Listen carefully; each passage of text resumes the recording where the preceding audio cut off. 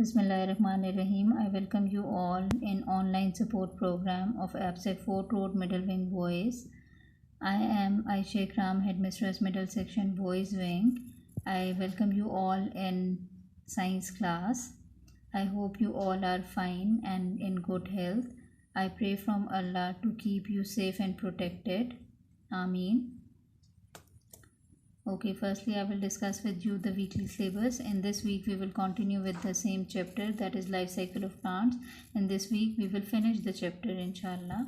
You have to read textbook page number 14 till 16. Then you have to do written work on loose sheets, and in this week you are also supposed to do the research work. Okay, now coming towards the recap, in the previous lecture we learned that why seed dispersal is important.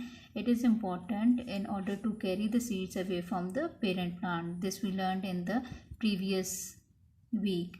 Then we learned two specific methods of seed dispersal: dispersal by wind and dispersal by water. Seeds which are dispersed by wind, they do have wings like structure which enable them to float in air and carried away from the parent plant. Then we learned that seeds which are dispersed by water, they do have fibrous husk like structure which make them lighter and enable them to float in water, and they are taken away from the parent plant. Okay, in this week you will learn that how seeds are dispersed by explosive action or by splitting. Three specific examples are given in your book. It is of pea pod, lady's finger and fruits of rubber tree. They have pods or capsule like structure. These pods, when dry up, they are opened by explosive action, and their seeds are carried away from the parent plant. Okay, now coming towards dispersal by animals. There are some plants which rely on animals for their seed dispersal. You might have seen fleshy fruits which are brightly colored. They attract the animals. Now when the animals eat these fruits, what happened to the seeds? The seeds are swallowed and then passed out unharmed by the animals away from the parent plant. There is another way of seed dispersal by animals. I hope you all have seen squirrel. Now what squirrel do? Squirrel collect fruit or seeds and bury them in places away from the parent plant. And you know, it is very interesting that these buried seeds are sometimes forgotten by the squirrels, and they start the process of germination, and in this way they are taken away from the parent plant. Then I believe that you all have eaten mangoes. They are very sweet in taste, but have you noticed that they have large seeds that cannot be swallowed? So what happens to these seeds? These seeds are discarded by the animals, and in this way they are taken away from the parent plant, and this results in the seed dispersal. Then there is another category of seeds which are dispersed by the animals. These seeds have hook-like structure. Specific example is of bodock, and there is another example, sea holly, that have spines or stiff hairs like structure that get easily caught in the furs or feathers of the passing animals. And once these animals visit another place, or they accidentally brush against a rough surface such as bush, what happens to these attached seeds?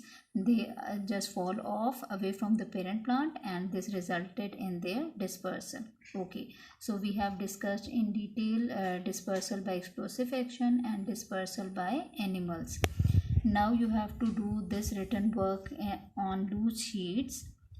First question is define explosion action method. So you will describe it from book page number 14. Give 3 examples of seed dispersed by explosion method. 3 examples we have discussed. They are pea pods, they are lady's finger, and fruits of rubber tree.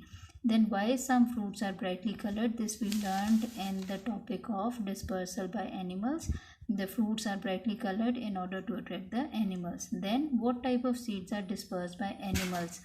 we have learned various examples that some fruits which are fleshy, they are dispersed by animals. Then squirrels disperse the certain seeds of the fruits. Okay, so you take the help of the book. Then why do some seeds have hooks? This we write now learned that budok it have hook like structure which become attached to the body of birds or animals and taken away from the parent plant. Then last question, draw the structure of a seed that is dispersed through animals. So from book you may take the help and draw the structure. It is drawn in your book. Now coming towards the research work. In research work you have to search two new things about each type of seed dispersal which is not mentioned in your book.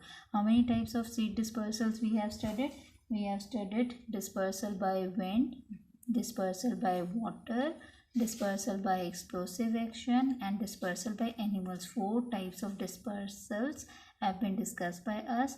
And now you have to find 2 new things which are not mentioned in your book related to each type of seed dispersion. Okay, I hope that this lecture will be fruitful for you. I thank you all.